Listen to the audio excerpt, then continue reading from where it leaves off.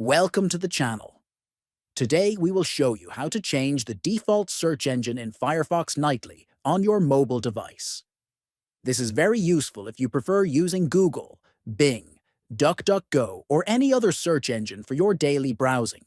First, open the Firefox Nightly browser on your mobile device.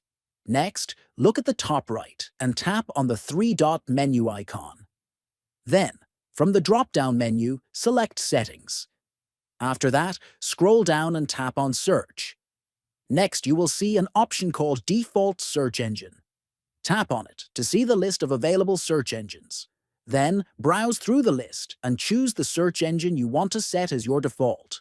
Finally, once you select your preferred search engine, it will be applied automatically.